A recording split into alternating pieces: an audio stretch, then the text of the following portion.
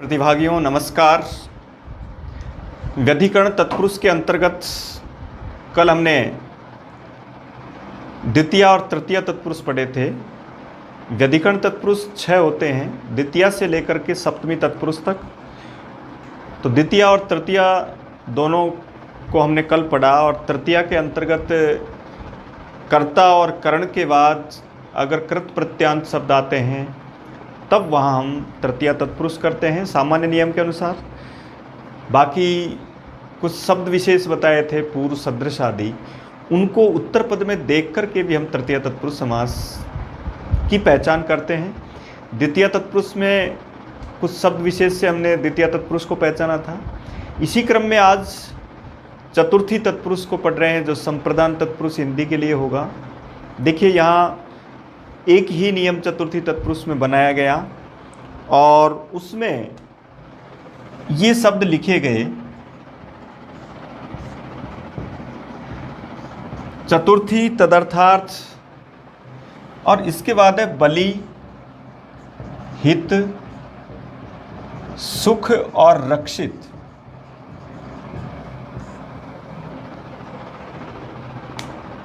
चतुर्थी तत्पुरुष समास तदर्थ में होता है। तदर्थ से तात्पर्य क्या है? कारक प्रकरण में एक वार्तिक पढ़ते हैं हम, तादर्थे चतुर्थी वाच्या।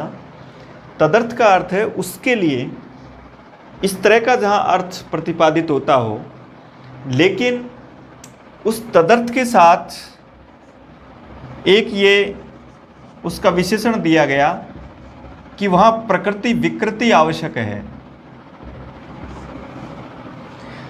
सबसे छोटा समास व्यधिकरण तत्पुरुष में, जिसमें केवल 4 तो ये शब्द याद रखने हैं हमको, बलि, हित, सुख और रक्षित। इन चारों में से किसी का प्रयोग अगर उत्तर पद में होता है तब आपको चतुर्थी तत्पुरुष उत्तर भरना है। उसके अलावा ये 2 शब्द और दे रखे हैं, इन दोनों शब्दों को अलग तरीके से पढ़ना है। वहाँ वो 4 शब्द दिखाई देंगे। इधर जो है तदर्थ और अर्थ को इस तरीके से समझें, तदर्थ के लिए अर्थ होगा और उस के लिए अर्थ में वहाँ ये आवश्यक है, प्रकृति विकृति आवश्यक है। अगर प्रकृति विकृति नहीं है तो वो चतुर्थी तत्पुरुष समास नहीं होगा। इसलिए याद रखें कि यहाँ कुछ कठिनाई आ सकती है हमको तदर्थ को पहचानने में। इसलिए कभी कभी कुछ उदाहरण ऐसे दिखाई देते हैं कि जहाँ चतुर्थी तत्पुरुष जैसे लगते हैं, लेकिन वहाँ वो चतुर्थी तत्पुरुष समास नहीं होता। उसको आपको इस तरीके से समझना है। प्रकृति विकृति से तात्पर्य है कि जो पदार्थ है उस पदार्थ में कोई विकार अपेक्षित होता है। अगर उस पदार्थ में विकार हुआ है तब वो तदर्थ में चतुर्थी तत्पुरुष समास होगा। जैसे एक उदाहरण पढ़ते हैं, जैसे एक उदाहरण है, कुंडल सुवर्णम।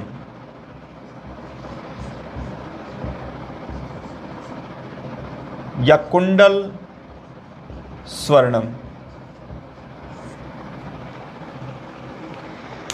इनके अंतर्गत जब अर्थ करते हैं तो पहले कोई वस्तु है और दूसरी तरफ जिससे वो बना हुआ है उस धातु का नाम है। तो कुंडल के लिए सोना, ऐसा अर्थ करते हैं हम। अब कुंडल के लिए सोना, तो यहाँ तदर्थ का अर्थ प्रतीत होता है, लेकिन प्रकृति विकृति को किस तरीके से पहचानना है इसके रूप में ये याद रखें कि ये जो कुंडल के लिए जो सोना है, तो ये जो प्रकृति है सोने की, उसमें किसी न किसी विकार की आवश्यकता पड़ती है, तब जाकर के कुंडल बनता है। इसलिए वो प्रकृति विकृति जहाँ दिखाई देगी, जहाँ होगा, वहाँ हम तदर्थ वाला चतुर्थी तत्पुरुष समास करेंगे। अन्यथा कई जगह ऐसा होता है कि जहाँ के लिए जैसा चिन्ह तो दिखाई देता है, लेकिन वहाँ इस तरह का समास नहीं होता है। जैसे एक उदाहरण देते हैं, जिसे लिखा अश्वघास। अश्व के लिए घास। अब ये कहा जाता है कि ये अश्व के लिए घास। अब यहाँ के लिए जैसा अर्थ तो आता है, लेकिन यहाँ घास के लिए जो खेत दिखाया जा रहा है वो एक तरह से प्रकृति के रूप में दिखाया जा रहा है, उसको प्रकृति विकृति के रूप में नहीं दिखाया जा रहा है। इसलिए यहाँ चतुर्थी तत्पुरुष के बजाय यहाँ षष्ठी तत्पुरुष समास करेंगे। इसी तरह जैसे कई शब्दों के पीछे जैसे आलय शब्द जुड़ा हुआ है, जैसे विद्यालय जुड़ा हुआ है, ऐसे इस तरह के जो शब्द होंगे उनमें भी हमको चतुर्थी तत्पुरुष नहीं भरना है, उनमें हमको षष्ठी तत्पुरुष भरना है। इस तरह के जो शब्द होंगे उनके साथ हमको षष्ठी तत्पुरुष का प्रयोग करना है। आलय का शब्द लिखा हुआ है, जहाँ इस तरह के जो पद लिखे हुए हैं उनके साथ स्थानम लिखा हुआ है, जैसे वास स्थानम है, रहने का स्थान, तो वास स्थानम। अब यहाँ निवासाय स्थानम, रहने के लिए स्थान, चाहे अर्थ हमको के लिए जैसा दिखाई देता हो, लेकिन यहाँ इसके रूप में जो उत्तर पद है वहाँ प्रकृति के रूप में प्रस्तुत किया गया है। इसलिए ये जो उदाहरण है इनमें हमको षष्ठी तत्पुरुष भरना है, इनमें हमको चतुर्थी तत्पुरुष नहीं भरना है। इसलिए देखिए कुंडल स्वर्णम का जो उदाहरण लिखा, तो आप तो ये याद रखें कि जहाँ कोई वस्तु किसी पदार्थ से बन रही है उस स्थिति में वहाँ तदर्थ यानी प्रकृति विकृति दिखाई देगी। इसलिए कुंडल के लिए सोना, इस तरह के जो उदाहरण हैं उनमें हमको चतुर्थी करनी है, विग्रह करना है वहाँ कुंडलाय स्वर्णम। इसी तरह से जैसे लिखा एक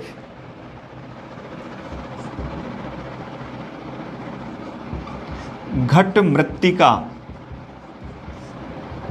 अर्थ करेंगे घड़े के लिए मिट्टी। पहले पदार्थ है और वहाँ वो जो पदार्थ किससे बन रहा है वो धातु या दूसरा जो पदार्थ है वो बाद में है। इसका मतलब इसके लिए इसकी आवश्यकता है।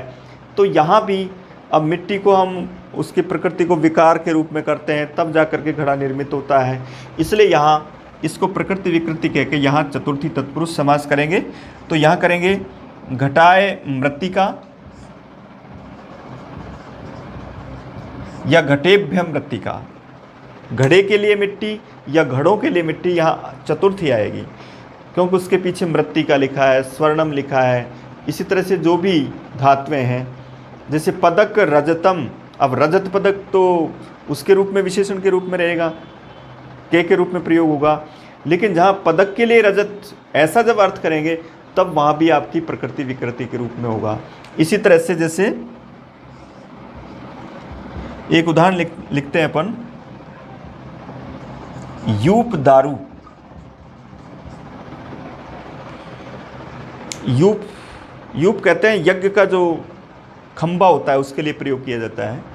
तो यूप दारू, दारू का अर्थ है यहाँ लकड़ी से है। दारू शब्द ये नपुंसक लिंग का शब्द है, इसलिए यहाँ ऊ के पश्चात रस्सु के पश्चात विसर्ग का प्रयोग नहीं है।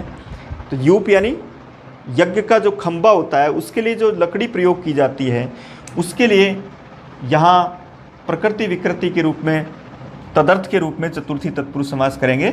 तो ये होगा यूपाय दारू। दारू शब्द यहाँ लकड़ी के लिए प्रयोग है। जैसे एक वृक्ष का नाम होता है देवदारू, वृक्ष के रूप में प्रयोग किया जाता है। इस तरह के जो उदाहरण होंगे ये इसके अंतर्गत आएंगे और ये तदर्थ के उदाहरण माने होंगे और तदर्थ के अंतर्गत ये चतुर्थी तत्पुरुष के होंगे। तो याद रखें, सरल है, कोई भी पदार्थ किसी धातु से बन रहा है, इसका मतलब उस धातु का नाम बाद में आ रहा है, तो वहाँ आपको चतुर्थी तत्पुरुष समास करना है।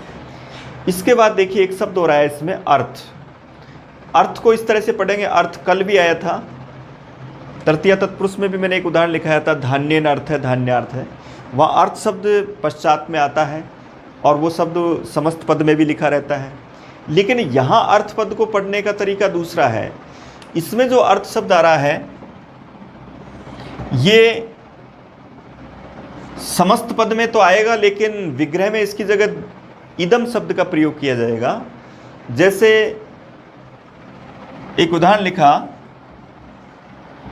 द्विजाय अयम,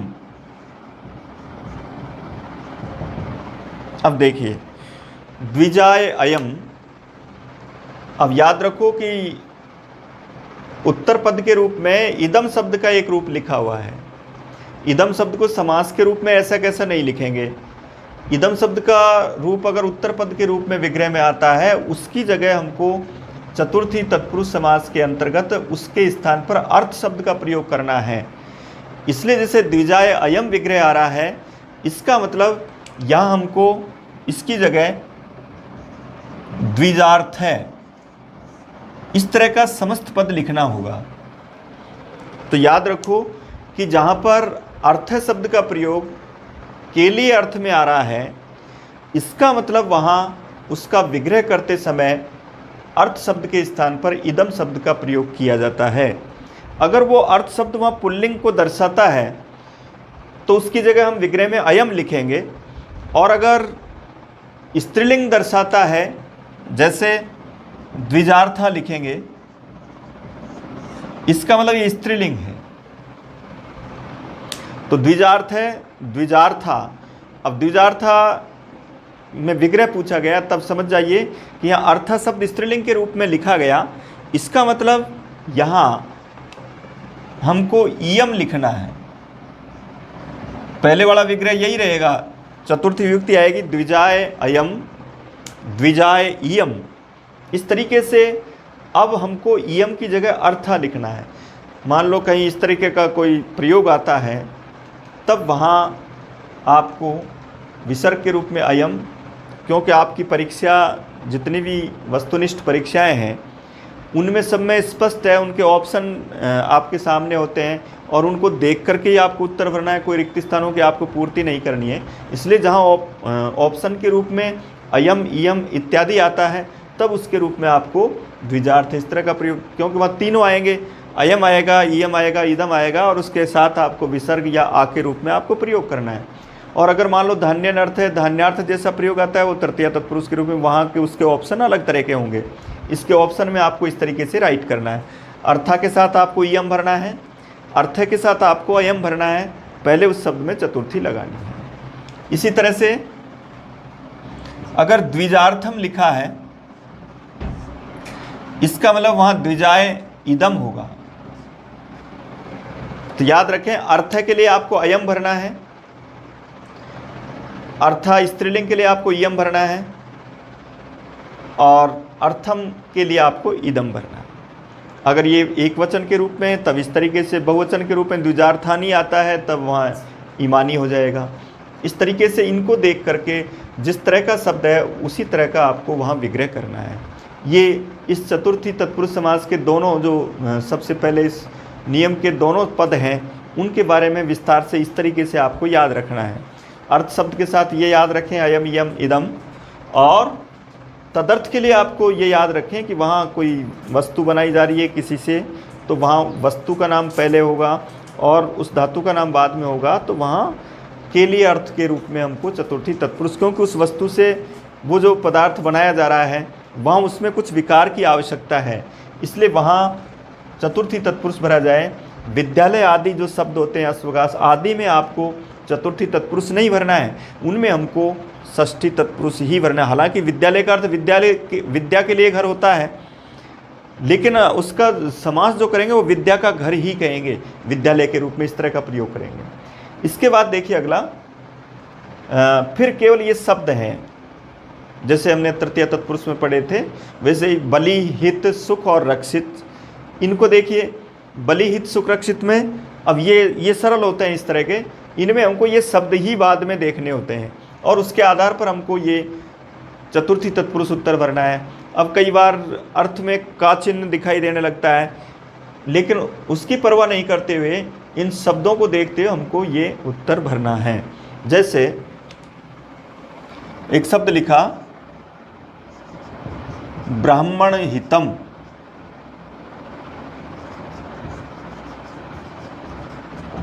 अब देखिए ब्राह्मण हितम लिखा हुआ है, अर्थ करेंगे तो ब्राह्मण के लिए हित भी हो सकता है, ब्राह्मण का हित भी, लेकिन अधिकतर जो सीमित भाषा का हम प्रयोग करेंगे बोलने में तो ब्राह्मण का हित बोल सकते हैं।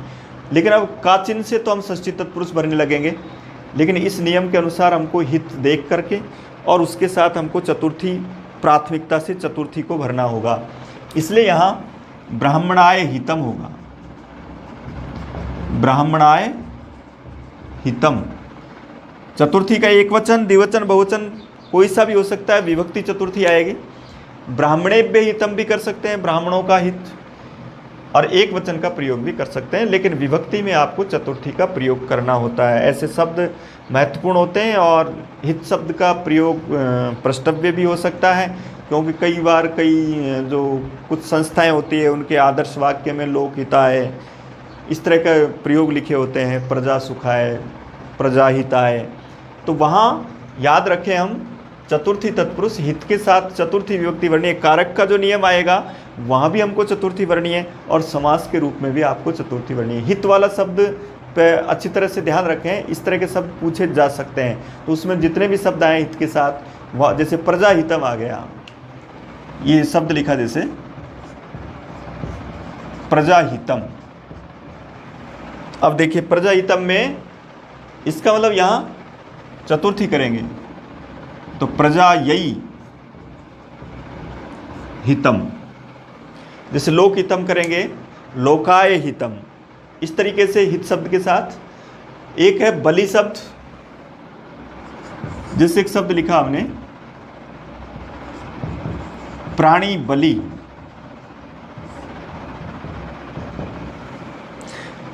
यहां बलि से तात्पर्य त्याग से है, दान से है, इसलिए प्राणियों के लिए दान उस अर्थ में प्रयोग है यहाँ बलि का अर्थ। इसलिए जैसे भूत बलि, प्राणी बलि, ये शब्द भूत का अर्थ भी प्राणी है, दोनों एक दूसरे के पर्यायवाची हैं। तो एक और अच्छी तरह याद रखें कि यहाँ बलि शब्द को देख करके हमने चतुर्थी तत्पुरुष भरा, और ये बलि शब्द लिखेंगे यहाँ। इधर के शब्द को थोड़ा सा एक बार अच्छी तरह से पढ़ लें आप, कि जैसे प्राणी शब्द है, स्वामी शब्द है, धनी शब्द है, लोभी शब्द है, बलि शब्द है, ऐसे गुणी शब्द है, ज्ञानी शब्द है, ऐसे सभी शब्द जिनमें एक वचन में दीर्घ ई की मात्रा का प्रयोग होता है और जो पुल्लिंग होते हैं, याद रखें वो इनंत शब्द होते हैं, यानी उनके पश्चात नकारांत शब्द होते हैं, और उनकी चतुर्थी के रूप में हमको इस तरह का प्रयोग करना है, प्राणी ने बलि, और बहुवचन करेंगे तो प्राणीभ्य बलि। इस तरीके से हमको प्रयोग करना है, प्राणी ने बलि अथवा प्राणीभ्य बलि। एक बार में अच्छी तरह से समझ लें, जिन शब्दों में एक वचन में दीर्घ इकार और पुल्लिंग के रूप में प्रयोग होते हैं वो शब्द अधिकांशतः नकारांत होते हैं, यानी उनके पीछे न आता है, और ऐसे शब्दों की चतुर्थी के एक वचन में उसके पश्चात ने लगाना है आपको, चतुर्थी बहुवचन में भय जोड़ना है, लेकिन ई ह्रस्व रहेगा। इनमें दीर्घ ई केवल प्राणी शब्द में ही रहेगा अकेले में, बाकी सब जगह ह्रस्व ई का प्रयोग करें। जब भी आप समस्त पद बनाएं तब भी आपको ह्रस्व का प्रयोग करना है। जैसे स्वामी कृपा शब्द लिखेंगे तो वहाँ स्वामी में भी ई छोटा लिखना है, आपको ह्रस्व लिखना है, उसके आधार पर इस तरह का प्रयोग कर सकते हैं। इसके बाद देखिए, जैसे एक शब्द लिखा आपने भूत बलि, अर्थात भूताय बलि,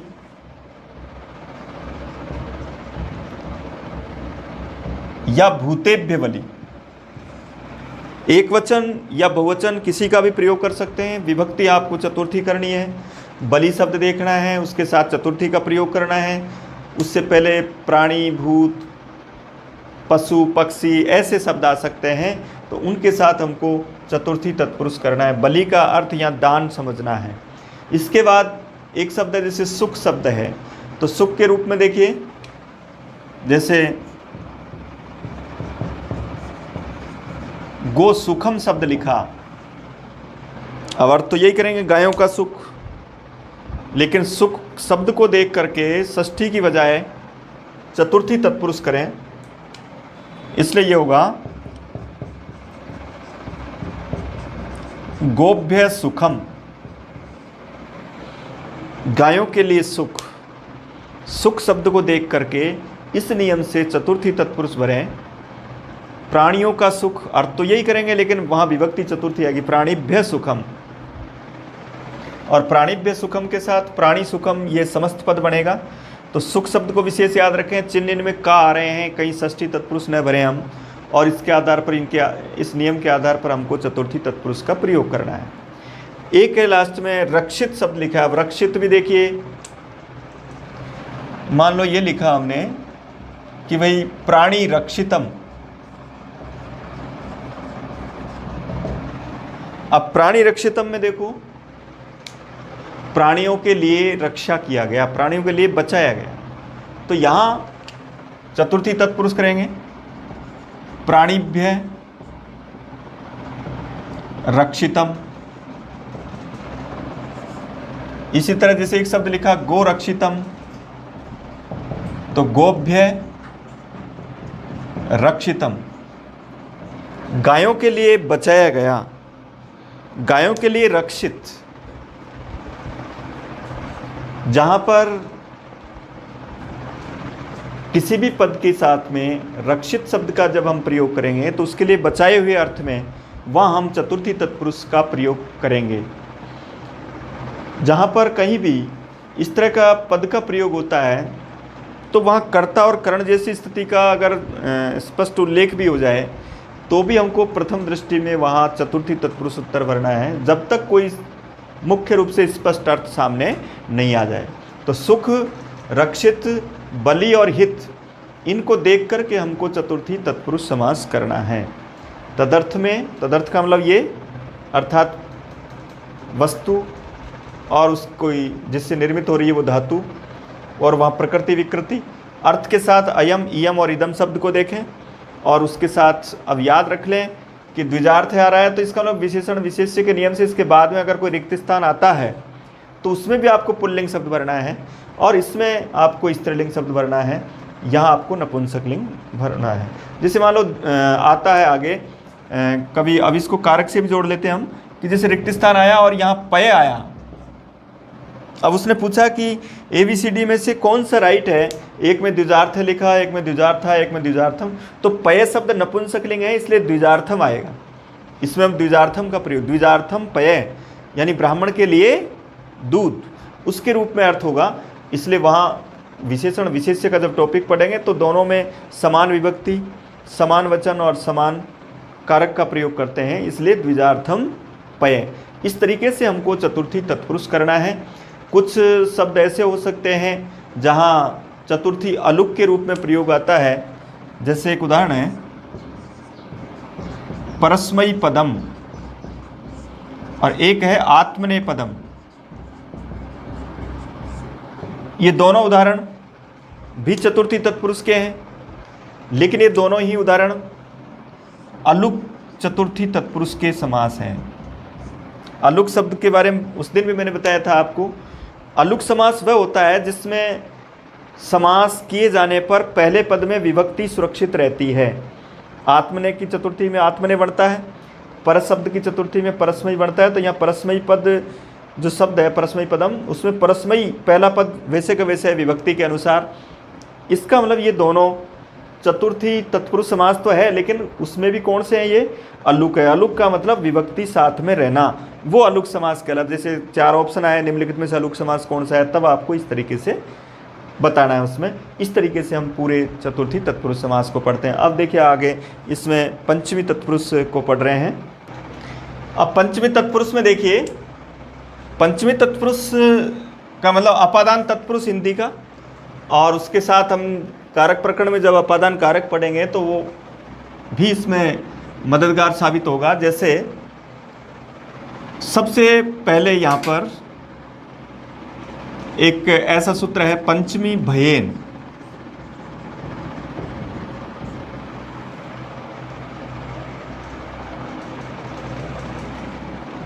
यानी भय के साथ पंचमी तत्पुरुष समास होता है। उत्तर पद में जब भय शब्द का प्रयोग होता है तब वहाँ पंचमी तत्पुरुष उत्तर भरें भय का कारण होने पर।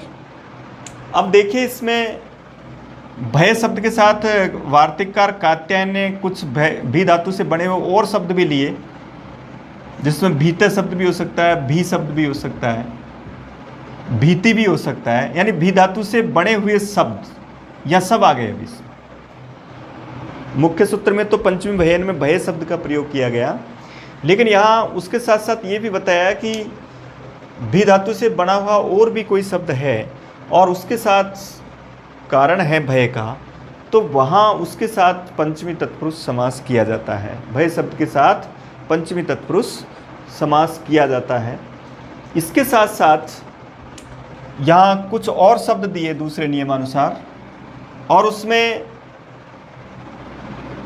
एक शब्द लिया अपेत, एक शब्द लिया पतित, एक लिया अपोढ़ है और एक लिया मुक्त है। एक अपत्रस्त हो रहा है, इतना ज़्यादा महत्वपूर्ण नहीं है। तो अपेत, पतित, अपोढ़, मुक्त, इनके साथ इन शब्दों को भी लिया गया। और जो कारक प्रकरण में जहाँ अपादान कारक का प्रयोग होता है, भ्रष्ट आदि शब्द हुए, च्युत आदि शब्द हुए, उनके साथ भी पंचमी तत्पुरुष समास का प्रयोग करते हैं। जैसे मुक्त शब्द लिखेंगे हम, इसके साथ भ्रष्ट शब्द का भी प्रयोग हो सकता है, च्युत शब्द का भी प्रयोग कर सकते हैं हम, दोनों पर्यायवाची आपस में। इनके साथ भी हमको पंचमी तत्पुरुष समास का प्रयोग करना है। जैसे देखिए, एक शब्द लिखा हमने जैसे रावण भीता, समास देखा गया, समास पूछा गया, तब हमने देखा कि इसका उत्तर पद भीता लिखा हुआ है, अर्थात भी धातु से बना हुआ शब्द है। इसका मतलब डरना के अर्थ में यहाँ पंचमी होती है और यहाँ पंचमी तत्पुरुष समास किया जाएगा, इसलिए रावण शब्द में पंचमी कर देंगे। तो रावणात् भीता, तय की जगह दय का भी प्रयोग कर सकते हैं। संधि करेंगे तो रावणाद भीता हो जाएगा, क्योंकि वाक्य में संधि विवक्षाधीन होती है, तो रावणाद भीता भी लिख सकते हैं और रावणाद भीता भी कर सकते हैं। तो इसको देख करके चाहे भीत शब्द हो, उसका स्त्रीलिंग हो, भी हो, भय शब्द हो, उनके साथ हमको पंचमी तत्पुरुष का प्रयोग करना है। जैसे एक लिखा वृक भी, अर्थात सियार से डर, तो यहाँ व्रकात या व्रकाद, और पीछे वाले शब्द को वैसे के वैसे जैसा इसमें लिखा हुआ है उसमें कोई चेंज नहीं करते। व्यधिकरण तत्पुरुष में हमेशा याद रखें, बाद के शब्द को वैसे के वैसे लिखना है, उसमें आपको कोई चेंज नहीं करना है। इसके बाद देखिए अगला, जैसे भय शब्द का प्रयोग किया, जैसे सर्प भयम, जैसे चोर भयम,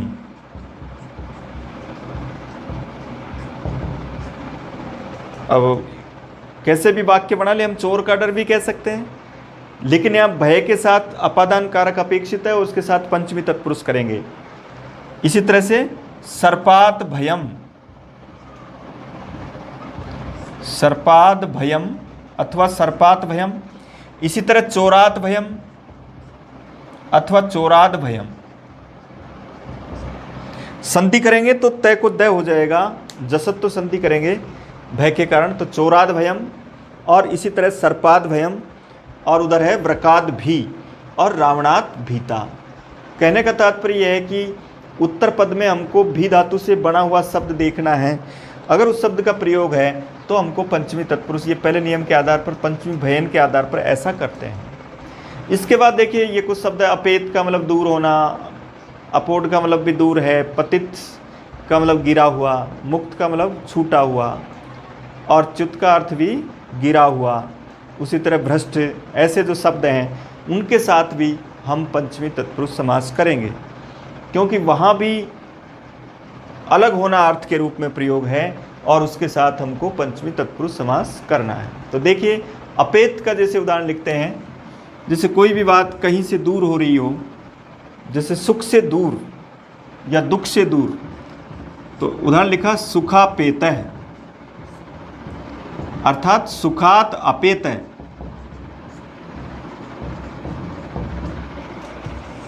अपेत का अर्थ है दूर। अप उपसर्ग ई धातु से कत प्रत्यय है, तो सुखात अपेत है। इसी तरह से एक लिखा जैसे स्वर्ग पतित है, तो स्वर्गात पतित है। पतित के साथ द्वितीय तत्पुरुष भी कल पढ़ा था हमने, कूपम पतित है। स्वर्ग के साथ पंचमी तत्पुरुष भरेंगे, स्वर्गात पतित है। पंचमी तत्पुरुष पतित के साथ बहुत अल्प से होता है, कम प्रयोगों में होता है। और सूत्र में भी यही लिखा है कि अल्प से, बहुत कम, जो कहीं पाणिनि को वो उस तरह के उदाहरण दिखाई दे वहीं तक वो सीमित है। इसलिए स्वर्ग पतित जहाँ मिला, इसका मतलब स्वर्गात पतित है। जैसे मान लो वृक्षात पतित है, वृक्ष पतित नहीं कहेंगे, क्योंकि वहाँ इस तरह का कहीं उल्लेख शास्त्रों में नहीं था। इसलिए जैसा मिला उनको, उसके आधार पर उन्होंने कहा कि ये अल्प से, यानी ये समास इनके साथ बहुत कम स्थानों पर होता है। इसी तरह जैसे अपोढ़ शब्द लिखा है, तो एक शब्द लिखा जैसे कल्पनापूढ़ है। अब यहाँ दोनों पद देखते हैं हम, उत्तर पद को देखा अपोढ़। एक तरह से हमको व्यधिकरण तत्पुरुष में शब्दों पर विशेष ध्यान देना है। द्वितीया में भी शब्द आए, तृतीया में एक नियम आया, वाक्य और शब्द आए, चतुर्थी में भी कुछ शब्द आए, और पंचमी में भी शब्द। इन शब्दों को याद रखना है कि पंचमी किन किन शब्दों के साथ हमको पंचमी तत्पुरुष भरना है, ताकि वो शब्द उत्तर पद में दिखाई दे तो वहाँ आपको पंचमी तत्पुरुष भर देना है। जैसे विग्रह क्या करेंगे, कल्पनाया अपोढ़ है।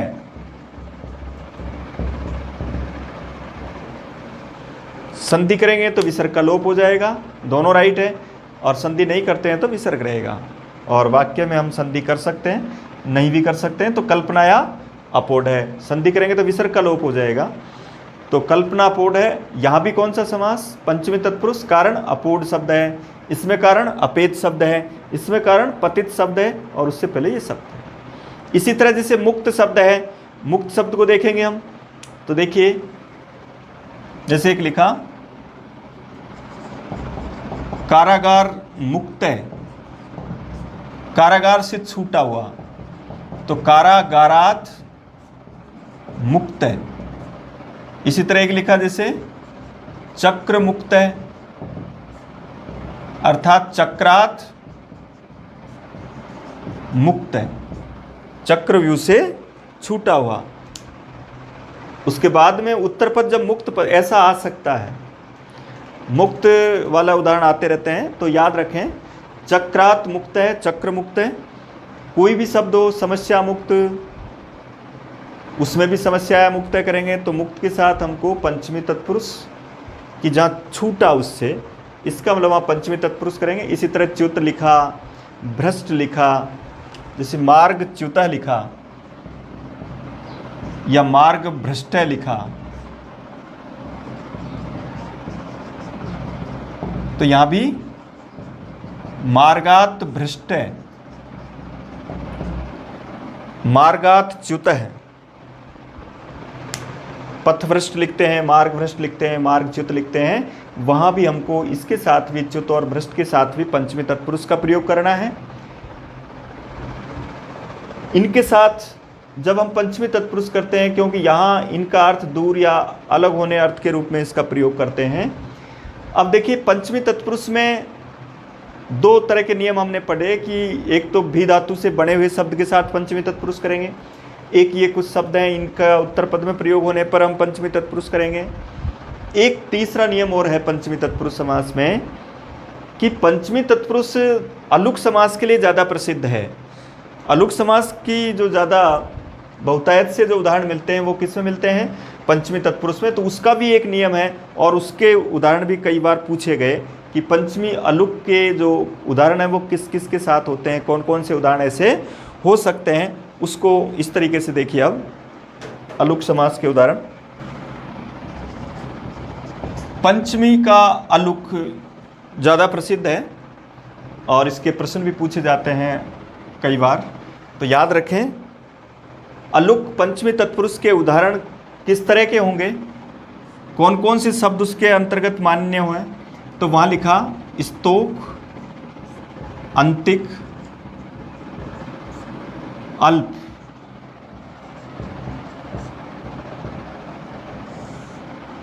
स्तोक, अंतिक, अल्प, एक है दूर शब्द और एक कृच्छ्र शब्द।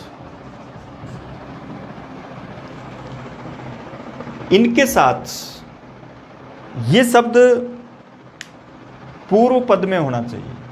इनका प्रयोग जब पूर्व में होता है तब वहाँ समास तो पंचमी तत्पुरुष होता है, लेकिन वो समास जो है अलुक समास के अंतर्गत आता है। जैसे एक उदाहरण लिखा हमने,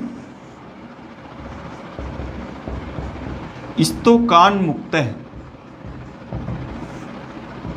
तो ये तो आपने पहचान लिया कि मुक्त के साथ पंचमी तत्पुरुष होता है, लेकिन ये भी याद रखो क्या ये अलुक समास है या नहीं। बिल्कुल सरल प्रक्रिया है, एक बार अच्छी तरह से पढ़ लिया जाए तो हम दोबारा इस तरह के उदाहरणों में कभी भी गलती नहीं करेंगे। इसलिए याद रखो कि मुक्त को हमने एक तरफ कर दिया और अब बचा क्या, स्तोकान। इसका मतलब यहाँ निश्चित रूप से कोई विभक्ति जुड़ी हुई है, क्योंकि मूल शब्द तो स्तोक होता है। तो अब इसका विग्रह करेंगे, क्योंकि पंचमी विग्रह होगा।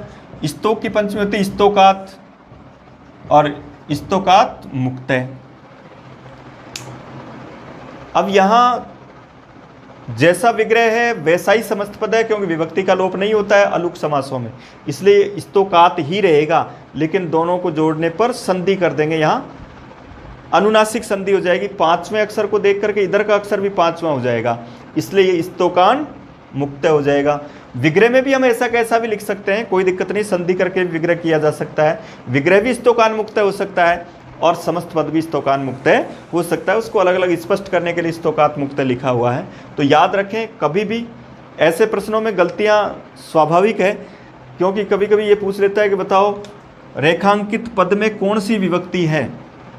तो हम देखते हैं रामम, रामौ, रामान, और उस जैसा यहाँ द्वितीय का बहुवचन वर देते हैं, जबकि ये तय है। ये तो मैं की वजह से न हुआ, इसलिए यहाँ द्वितीय नहीं वरे, यहाँ हमको क्या वरनी है, पंचमी। वैसे भी याद रखें मुक्त के साथ पंचमी आती है, तो याद रखें स्तोकान मुक्त है। विग्रह जैसा विग्रह होगा वैसा ही समस्त पद होगा, इसलिए इसका नाम अलुक तत्पुरुष समास है। इसी तरह जैसे दूसरा है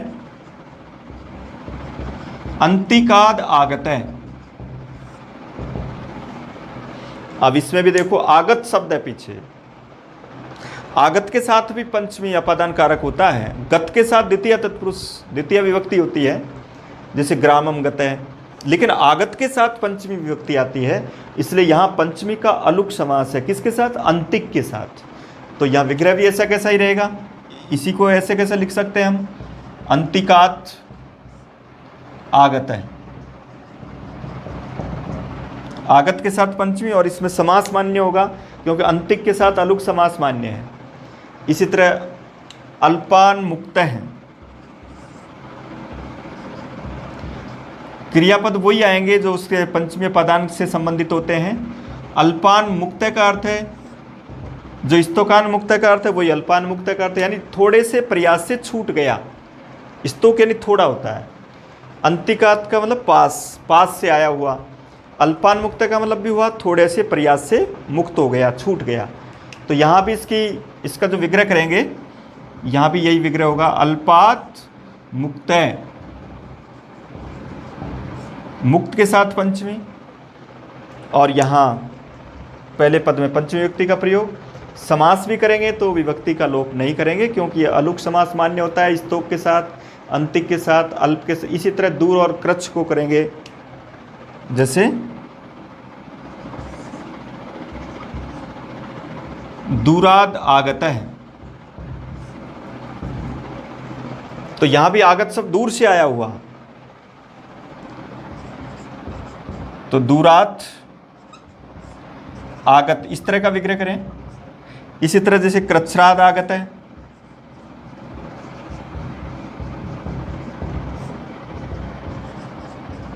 कृच्छ्राद आगत है।